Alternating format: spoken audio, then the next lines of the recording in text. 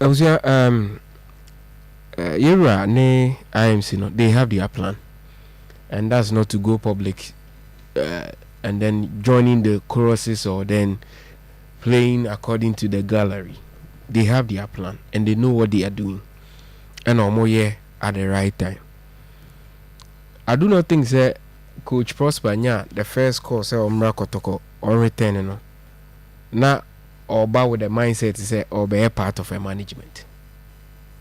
Because he name say yeah, Coach Prosper aside the background as a lecturer no. The engineer not because of classroom, no as a coach, football coach.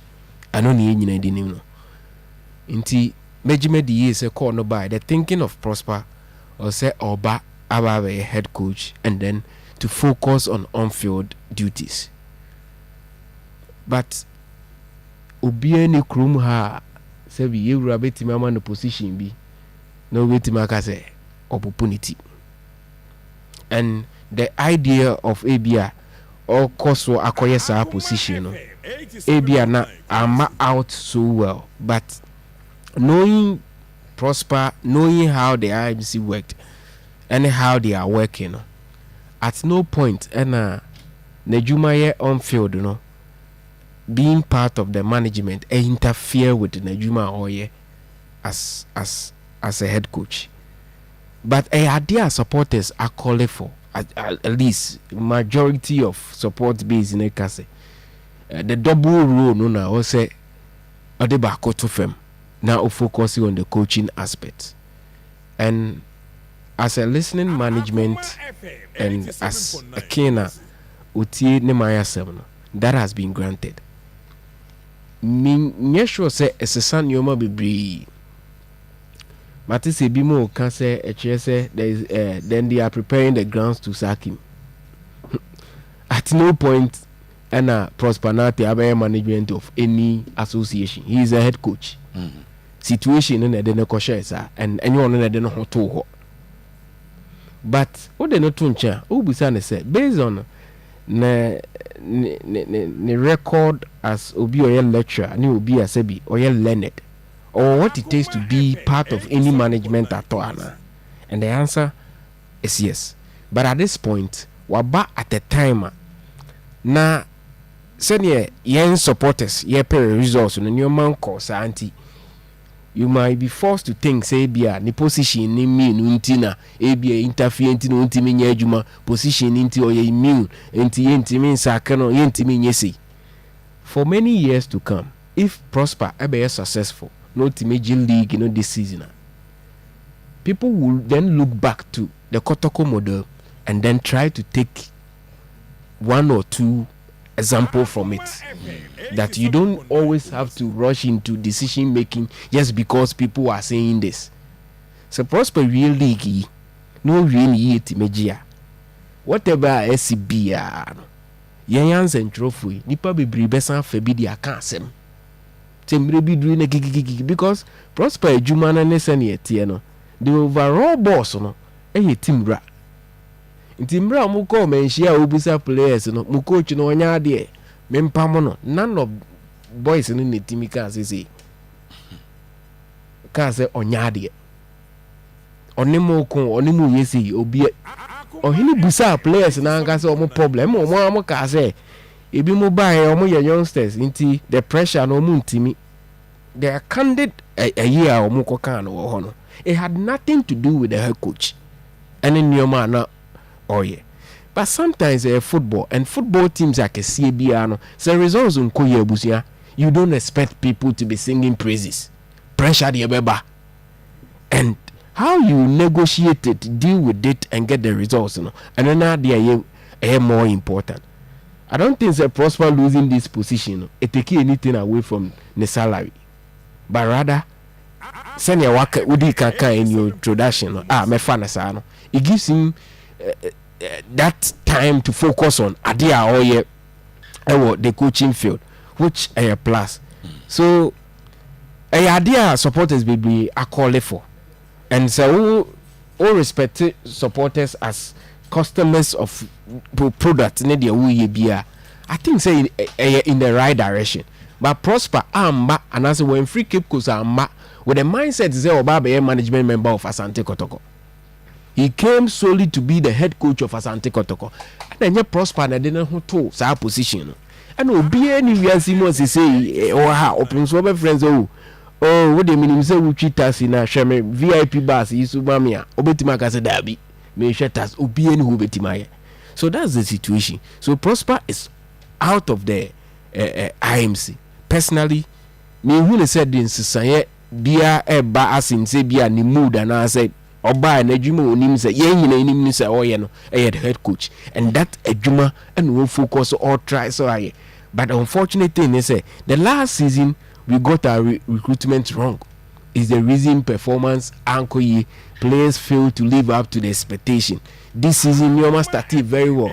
You know why things and yes and any episode until recent results no.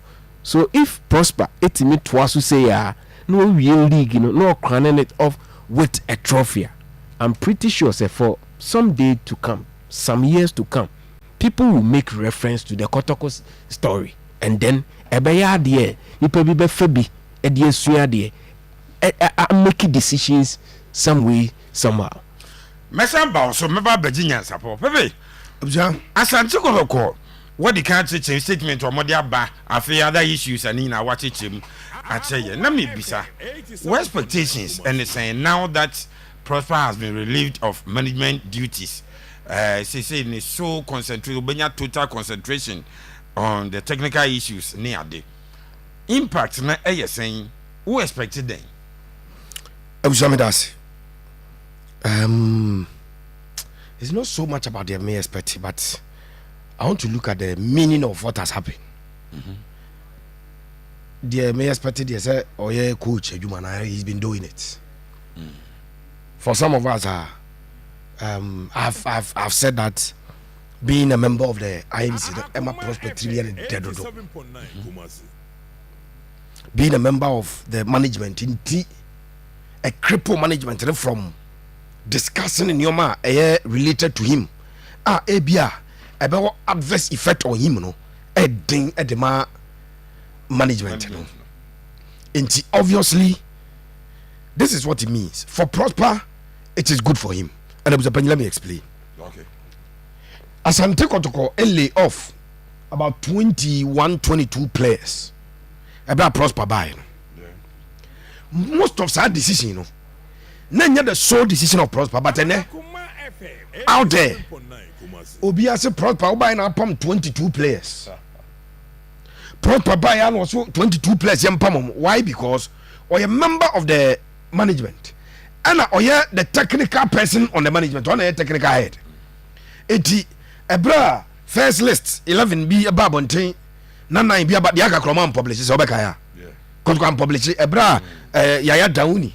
Any more marketing free Kotoko maybe because now say oh what day dear Monkwa day Prosper no what is a BBS almost a Prosper for Prosper it is good for him.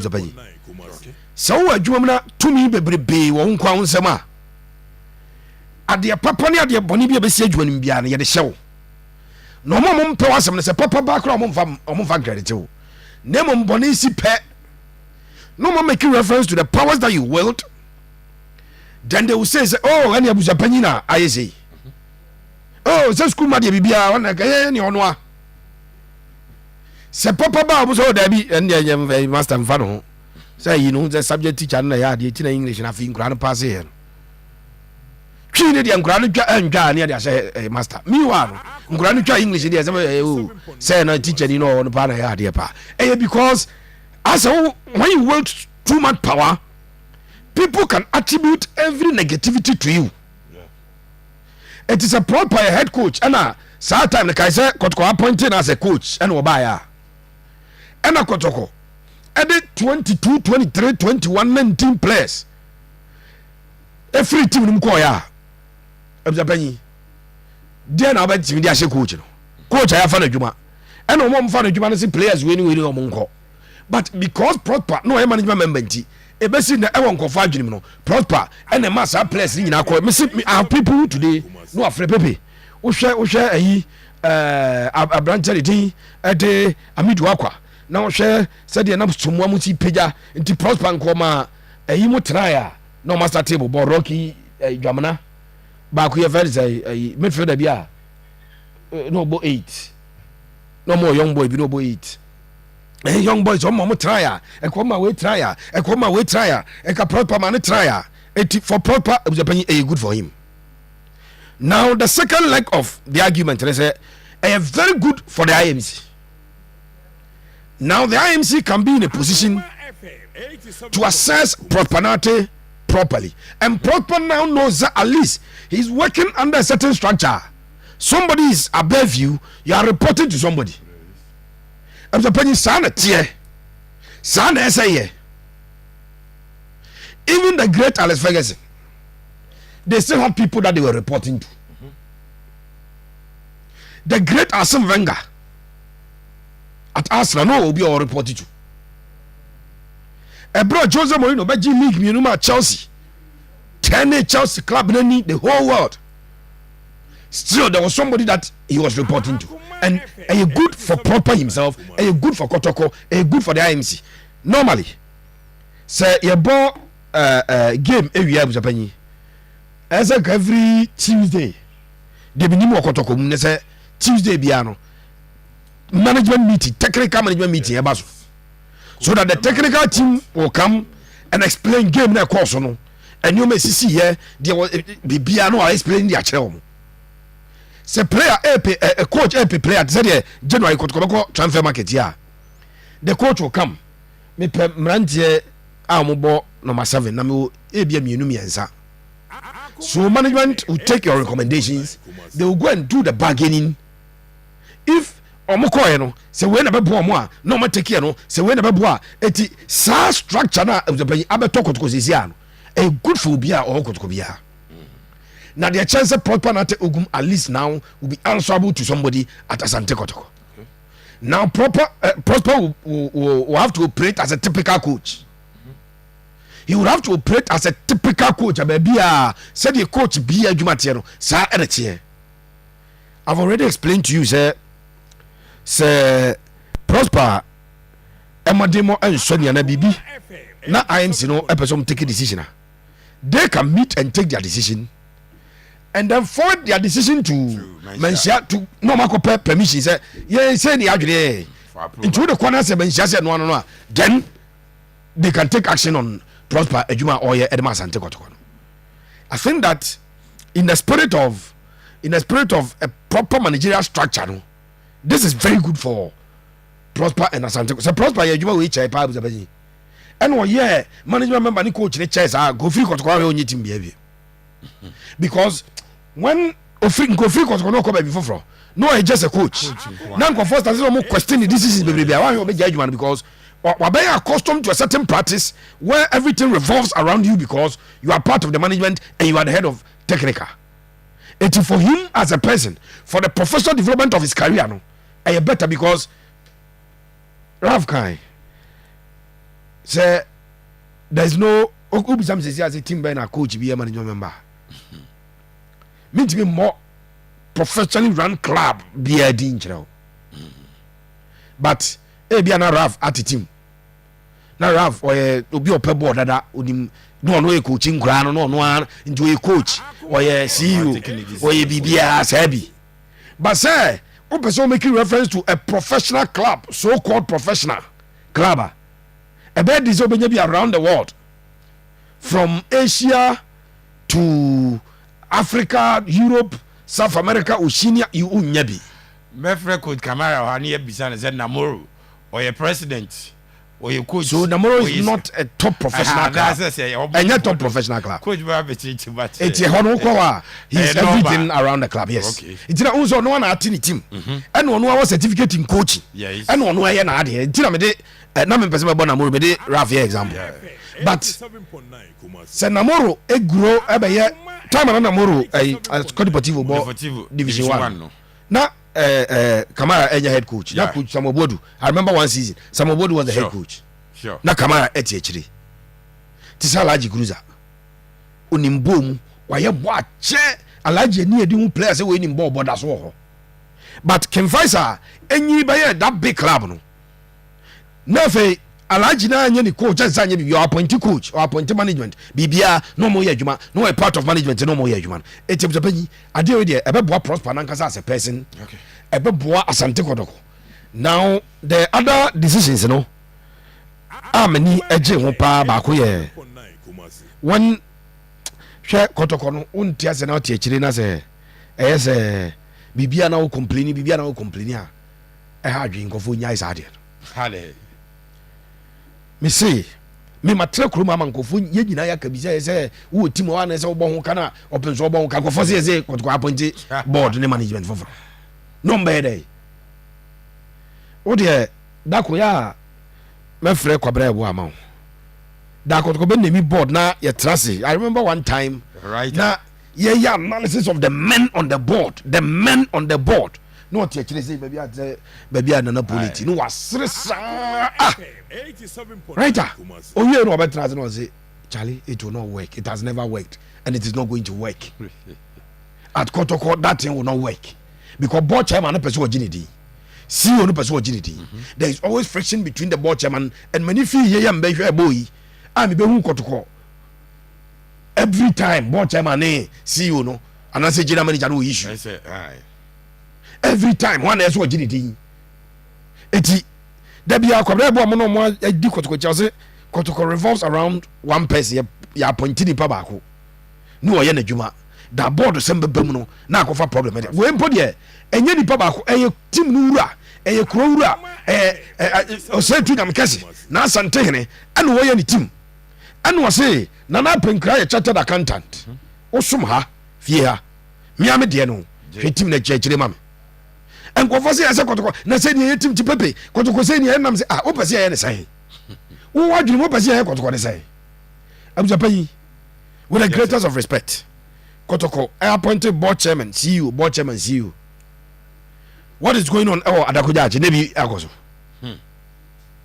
but na yo pem so na sim pese me ya astroturf no afa contractor no atua na kanu oye me pese me dua natural grass no ha no atua no oye me see after the astroturf no now they will put buildings they will structures and kasa eba open so na sim me ngozi me dan ma no osi no de ama no project bi a open so ye ne kroma no da me yi picture ni video na kire on no panyi o yembe so yem fan to just say Kotoko to return to Baba Yara and now say ometra obuase it was discussed there na open so e ka kire IMC for the say tie o pe so how important Kotoko supporters e ya tie asem o se omuni supporters ni nkodi nkomo mu se omo say omo pese team ne ba Kumasi na say Traboas 87.9 Kumasi omo ne supporters na IMC no na penkram ne supporters ni nkodi nkomo mu say omo pese team ne Traboas e ball in clay omo pese team no e Baba Yara the supporters ne be ka no omo nya no emfa mo me say o pese hu the value of Kotoko supporters how a crowd team ru team value supporters na omo pese sa na tie o say omo nkonko busa supporters no na supporters ndo omo dwen kire mo na dodo ni nyina e bake omo dwen kire say e pese e koso Traboas e pese e ba Kumasi no omo chechem die nti omo pese omo ba na to IMC na asuma omo nya sa de no emfa supporters. I've told you say he's demanded the league title say omo emfa league title emre eno demands oye edema omo say omo fa league title emre sika bi omo behia de ato players bia no omo mra ebebo na mane odi sika ebemo omo na omo de ato aso akwakoto players it was a smooth meeting. One final thing, update on the Sudanese players. It was asked Otumfour buzai wow hwe mina me o menhia no Otumfour ka so no pane to kejetia de na otewa evio asem bia ni we koso Kotoko na Otumfour nim. So a question was asked say kura mienu na mo de omko no ehun asem te sai na penkrasu yi ano say no kure nkoda no de eyi nyina nim samsam nkoda no ba de omso mo ma na no I don't have the permission to put the information out like chat no you know smart no we didn't chat you say omo mu free Ghana o omo bo lo no so a na Kotoko amfa mo mbesa ko back to Sudan tokwa no mo nti obusa nipa konse bra ampam ba kuro ma agege mani kama na oboa me enti ka ye wo a nka me mebo Kotoko na yi ano so a na me nko tran tokwa no haratun ya to bomb fo bi tiri nti papa no obusa nti wono anko beba enti no kwasam se na na penkra chire mi chopem so se omo ama report di ama FA no omo report di ama Sudanese omo report di ama clubs but if free sa brand be si sa bre omo ntu omo kada nti omo hold omo salary no and omo per advice from people as to direction how to terminate contract na ade no it currently omo contract na enya terminated but Kotoko ntu omo ka from Dana omo decided so omo magana no omo ntu omo ka ti Kotoko according to the IMC they are still consulting na omo hu the right way a o be fa so a o be terminate contract na o chene bi enkofa ka bi emro ani ade nyina no omo guso panyi omo edi sanko so we meeting na course chenche pa won sem kakra bebe me da say aya koma 87.9 FM me di nyansa po ba ne mum kai fa phone no dial *439# afi obo 6 wo send dia dodo a wo to ba ko bia 5 Ghana na o dia to we ye akoma cash out obetimi ediska na Napoli opanye design fada nyame ado me ho de setwere konkon supporters Moses say fada da sipa fada nyame ado ma Sunday ye gina akono na me shase ma me mo yuru abaso na wura mi bo di ka se mi bo mi muso nya na de ye hwehwan yura ya maye no ene adwuma na ye easy ama Ogum biko aka coaching yi no nko a ye da yura se ne mpanyimfo a omum solid gina se sa de we yura enyimfiri ho maye na yura atie so frɛ e bobo ye mpanyimfo na baso na nyame ya aduma Sunday ye gina kono ya ndare titim na ye kohia no young apostle daddy young apostle club players pa se wudi agora de si Legon e bi betima se because ye ko Legon City no obi a she Legon City any underrated wo ma ewi ase na afede ye ni okay young apostles pa omu ye stubborn father mo kai omo yo kai omo pa who say you manage am fi ho pajaro players ekromu striker bi adadi se wudi agora asem be for ase enti koso supporters ni kwanse e ja match we ebo Ogum any players ne nko aso ye besle wo se ekoka players ne ho ne ye 12 pitch ne so ti ye sre ye de ka besi so am run about o pese wo ko bibia we ye friends and this kabiem ye sre Kotoko supporters obia me nko ye friends obo ase linklen ne nko ta boys na chi ne nje 3 points ne ye wia ya be prepare twen team a Ogum benya ne kula wo hye no haso folk sa match ne de da baby ansa nyambo Sunday de ni hia ye pa na me de maka me se me Ogum abaso ansa so de o ma ye kasa FA Cup yi mu nyambo Sunday no wo hye ha se so a na fi ma peja ni de nesi agongo no ma hu se wati Yesu frɛ se team ne tena obo ase ana mo ba kumase supporters ana mo nyanhia wo se sen daddy me pacho se yewura to ama ye supporters pa ne yewura se ye nkyere ya adwen found de anka me pekumase me bachan mo di hon komo ana afa na on se empanyimfo de daya no omu bedi hon komo ansa na ye supporters we ya mainly decision because me hwe oboase na niema mienu miensa bia first party na me senka me po oboase na ye besa banso dia omu ni empanyimfo ne nka yie omu mu hwe stadium wo so no sikasem mu no eno na ntina na me se ye po oboase na ndi se mfa aha ntino ye besere se yewura ese go to ama ye dia me die me pole die me nyina obi anamu na meka kumase no mo beko ayewo ayebeko we se obi esun se kumase kwa so we niam mienu miensa bi ekoso oboase a ahaye o musa pitch ni yakosiesie ya stadium o kama nanso